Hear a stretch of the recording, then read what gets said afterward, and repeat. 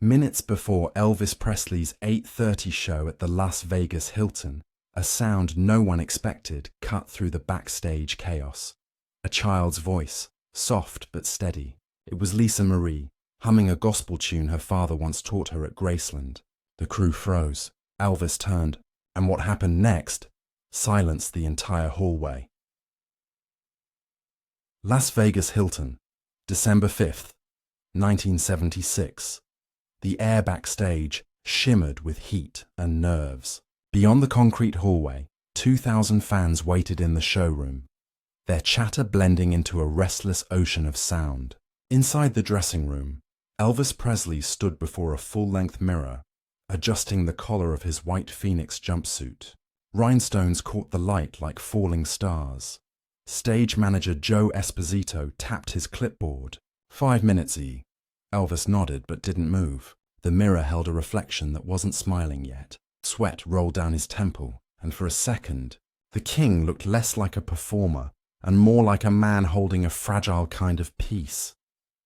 Charlie Hodge strummed an old Gibson by the wall, letting the strings hum in open tuning. "You got this one, boss," he said quietly. Elvis gave a half smile. "Just gotta make it count." The room smelled of hairspray and starch, of nerves and memory. In the corner, a folded note from Lisa Marie lay beside a blue scarf. She had written it the night before. "Sing happy, Daddy." He'd tucked it near his Bible, thinking maybe it was a kind of prayer. Joe peeked through the door toward the corridor. The Hilton staff were lining up. Sound techs, makeup crew, a guard holding the last security clearance clipboard. Everything was clockwork until a small shadow slipped past the corner of the hall, barely 3 feet tall, a child's figure moving toward the sound of a guitar.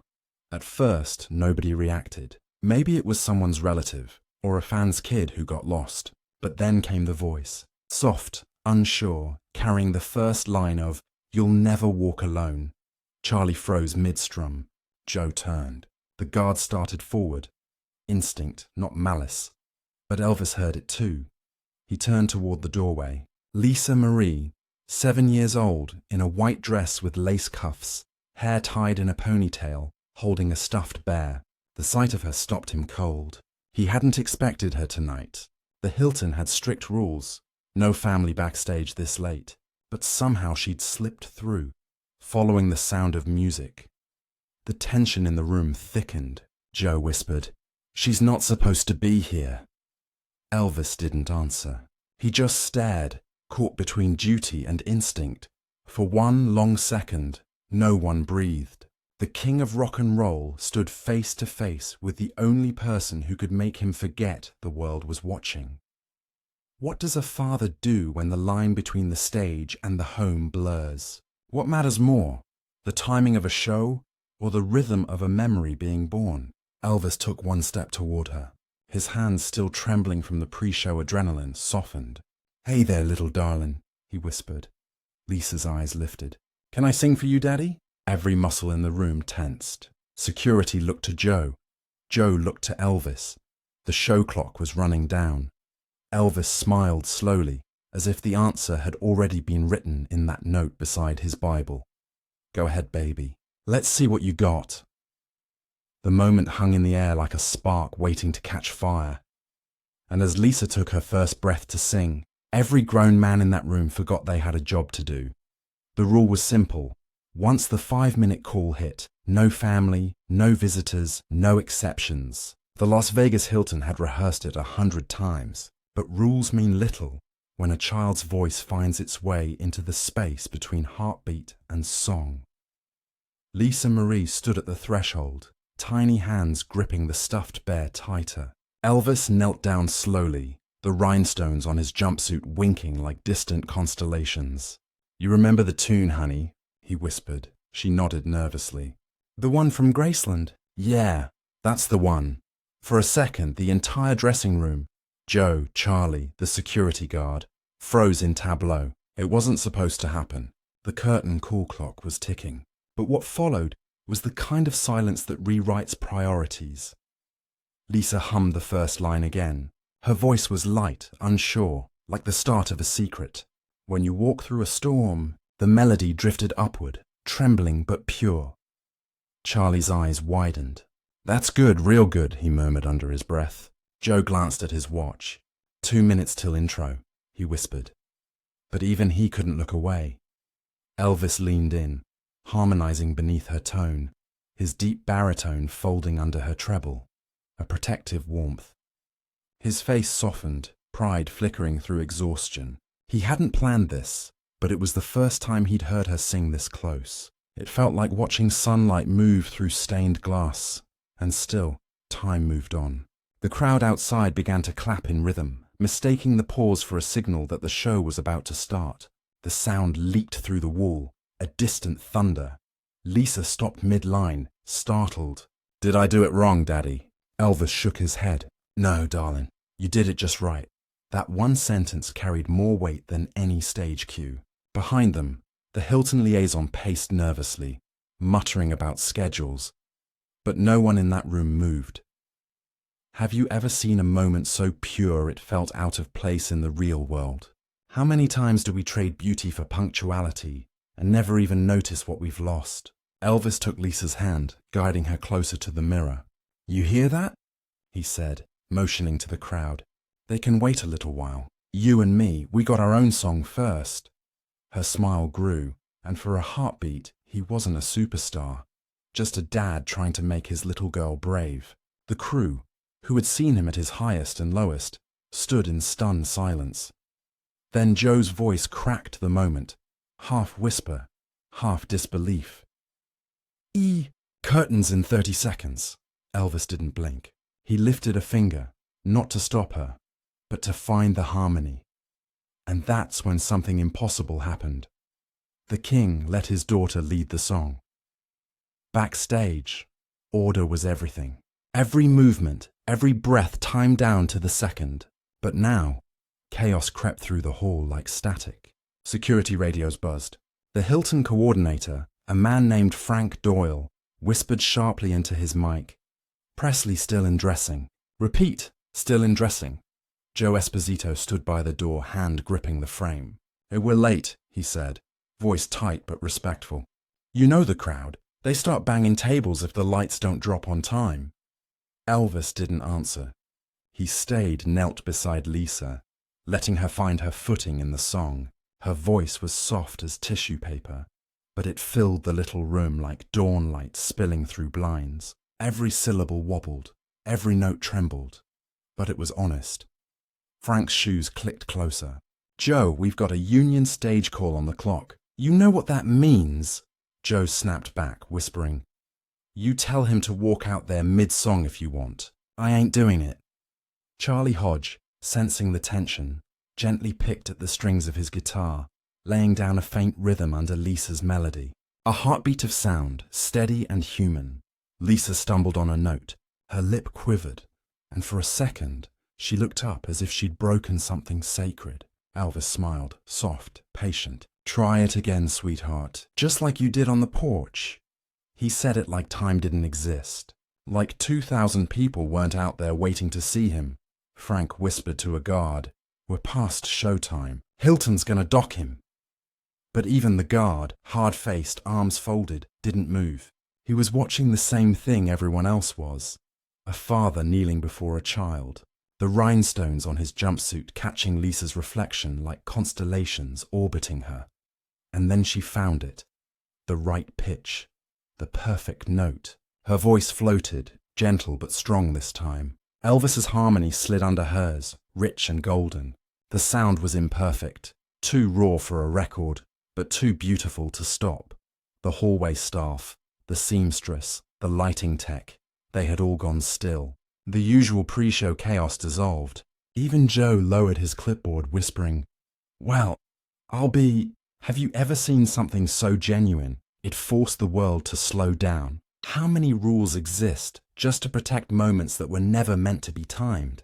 Inside the room, Elvis looked up at the ceiling, eyes glistening. "Hear that, honey?" he said softly. "That's the sound of the world waiting, but don't let it rush you." Lisa smiled. "Okay, Daddy." Charlie chuckled quietly. "That's the first time I've seen you lose to a 7-year-old. Elvis laughed through his nose. Ain't losing, son, just learning. The laughter broke the spell for a moment. Then the pounding on the dressing room door began. Mr. Presley, curtain! Joe moved toward it, ready to buy time. Give us a minute, he barked. Frank, exasperated, hissed, They're counting down out there. If he's not on stage in 60 seconds, I'm pulling the intro tape. Joe turned defiant. You do that, and you'll ruin the best thing that ever happened in this hotel. Lisa's last line hung in the air. And don't be afraid of the dark. Elvis didn't finish the verse. He let her do it. Alone. The final note trembled, then settled into silence. Elvis exhaled, stood slowly, and whispered, That's it.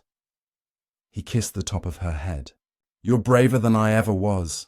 The room was still. For a moment, even Frank didn't speak. The weight of it, one rule broken for something timeless, settled like dust in a beam of light. Then Elvis turned to Joe and said quietly, Hold the curtain. I need one more minute. The hallway clock read 8:32 p.m., 2 minutes past showtime. But for Elvis, the world had already stopped moving. He reached for Charlie's acoustic guitar, the one with the faded pickguard and the initials EP carved faintly near the bridge. His fingers brushed the strings, and the room seemed to lean in. Lisa stood beside him now, nervous but glowing under the warm dressing room bulbs. Elvis crouched to her height, holding the guitar low, so the neck angled between them. You remember this part? He asked softly. She nodded. You always do this before bed. Elvis smiled. That's right. Same song, same heart. Let's do it right here. Charlie glanced toward Joe Esposito, who still stood by the door guarding against the inevitable knock. The Hilton stage director was shouting through his headset somewhere down the hall, demanding movement, but Joe didn't budge. Let him finish, he muttered. Light acoustic strum, microphone hiss, gentle echo as the room absorbs the first chord. Elvis picked 3 slow notes. Lisa hummed along. Then, unexpectedly, he dropped his voice under hers, soft, steady, scaffolding her fragile sound. He wasn't leading. He was following. Walk on. Through the wind, she sang, her voice barely above a whisper. Walk on. Through the rain, he echoed gently, his tone grounding hers like a lighthouse in fog. The 2 sounds, father and daughter, met in the center of that small room and merged into something that felt older than both of them. The crew didn't dare speak. The lighting tech wiped his eyes with the cuff of his sleeve. Charlie stopped strumming, just holding the chord to let the resonance breathe. It wasn't music anymore. It was permission to feel, to falter, to be human. Have you ever seen strength look like gentleness? Have you ever realized that silence can be the loudest kind of applause? Elvis's voice cracked slightly on the next note, and for a heartbeat he laughed. Lisa giggled too, the sound bright as glass. It's okay, Daddy, she said. You missed one. He grinned. Guess I needed a little backup singer. The laughter spread. First to Charlie, then Joe, then even the stone-faced guard at the door. The tension melted like candle wax. Then something unexpected happened. From the hallway, a faint echo joined them. One of the backup vocalists, Kathy Westmoreland, who had wandered close by, began harmonizing softly through the open door. Within seconds, the sound technician joined in, adding a low hum that filled the corners of the room. It was unplanned, unrehearsed, but perfect. The dressing room, once just a waiting space, had become a choir. Lisa finished the verse, her small hand resting over the guitar's body to still the vibration. She looked up, eyes shining. Was that good? Elvis didn't answer right away. His throat tightened. Then quietly, that was better than anything I'll ever sing out there. And in that instant, something shifted in him. The man who'd spent years chasing perfection under hot lights remembered why he ever sang at all.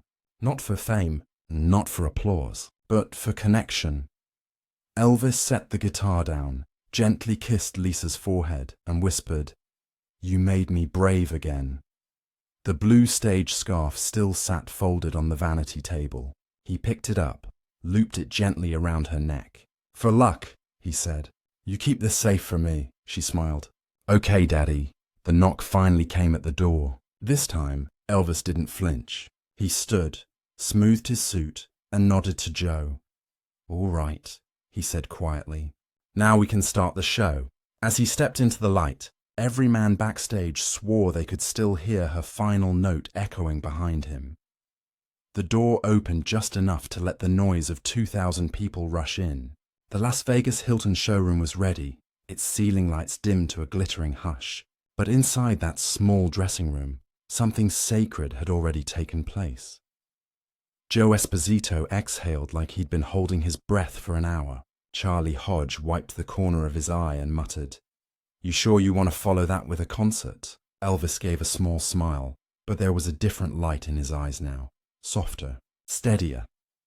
Behind him, Lisa sat cross-legged on the dressing room rug, clutching her stuffed bear, the blue scarf now around its neck like a royal medal. She didn't understand what she had just done. She only knew her father had listened, really listened. Elvis turned to her once more. "Stay right here, honey," he said gently. "I'll be back soon." She looked up. "You're gonna sing our song?" He hesitated, his hand on the doorknob. "Not tonight," he said softly, "but someday, when you're ready." He stepped out into the hallway, and the crew followed silently, as if walking behind something holy. The backstage corridor glowed with red exit lights and reflection off his white suit. Every step toward the stage was measured, slow, almost reverent. Frank Doyle, the Hilton coordinator, rushed up, voice breaking with stress. "We're 3 minutes behind, Elvis, 3!" Joe cut in firm. "Let him walk." Elvis gave a small nod, not angry, not rushed. "Frank," he said, "sometimes 3 minutes can change your whole life." The words landed heavier than anyone expected. As he reached the wings, the announcer's voice filled the room. "Ladies and gentlemen, Elvis Presley." The crowd erupted. The first chords of C.C. Rider thundered through the speakers. Elvis walked out, not striding, but floating, still carrying the warmth of that small room. He took the mic, glanced once toward the curtain, where he knew Lisa was just beyond, and sang like he hadn't in months. Every line carried something new, a hint of calm, of gratitude, of grace. Midway through the set, during a brief pause between songs, Charlie handed him a fresh scarf. Elvis looked down at it, smiled faintly, and then shook his head. "Give me the blue one," he said. Charlie blinked. "The one she's got?" Elvis grinned. "Nah, she's wearing it. I'll just remember it." He turned back to the audience. "You all ever have a moment that just reminds you what matters?" he said into the mic, voice quieter now. The crowd leaned in. "I had one tonight. A good one." He didn't explain. He didn't have to. As he sang "You'll Never Walk Alone" for the encore, something invisible connected both sides of that wall. Father on stage, daughter backstage. One melody running through both spaces like a shared heartbeat. In the dressing room, Lisa hummed along quietly, mimicking his phrasing. The security guard, still stationed by the door, looked down at her and whispered, "You got him good, kid." The show ended to a thunder that rattled the walls. Standing ovation. People waving scarves, crying, cheering as if they'd seen not a concert, but a confession. Backstage, Elvis returned, towel draped around his shoulders, face glistening. Lisa ran up to him before anyone could speak. "You did it, Daddy." He knelt, smiling. "No, baby, you did." He looked at Joe and said quietly, "Keep that little tape. One day she'll want to hear it." Joe nodded. "Already got it." And so the legend began. A rough, handheld Sony cassette, labeled Dressing Room, LVH, 120576. For years, only a handful of people knew it existed. A tiny recording of a father letting his daughter's song become his own. Have you ever noticed how some echoes never fade? How a single quiet act can outlive every spotlight? The Hilton crew called that night the hush before history. Not because the concert broke records, it didn't, but because for the first time, Elvis seemed weightless again. The man who'd carried the pressure of a world found freedom in a 7-year-old's lullaby. Joe would later write in his diary, "He walked out late, But he walked out lighter, and that's what everyone backstage remembered. Not the timing, not the songs, but that small harmony that turned a dressing room into a cathedral. Decades later, long after the lights of Vegas dimmed, that same cassette would resurface, proving that 1 minute of kindness can echo across generations. Years later, the hotel was gone, renamed, remodeled, then reduced to memory. But one sound refused to fade. Deep inside, a worn cardboard box marked Personal J.E. Joe Esposito's son found the cassette. The label, written in Elvis's unmistakable scrawl, LVH 1205 for 76, Lisa. When the tape played, the room filled again with that hush.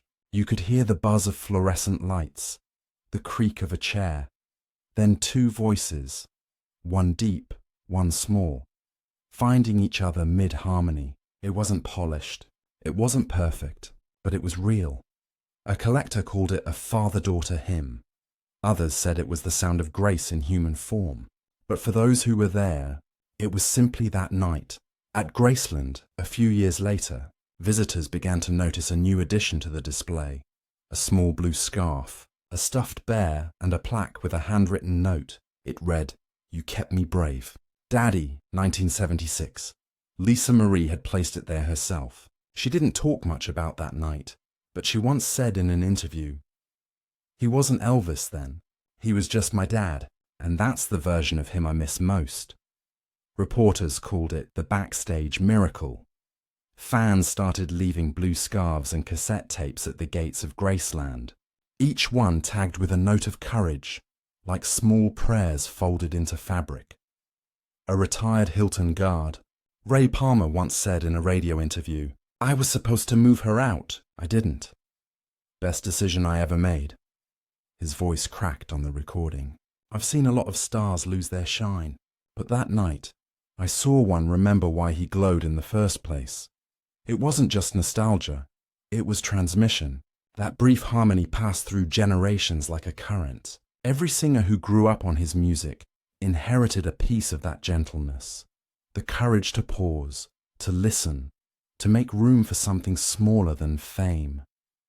Have you ever wondered how long a moment really lasts? What if the greatest legacies aren't written in stone, but in echoes? When Lisa passed away decades later, that same recording was played privately at her memorial.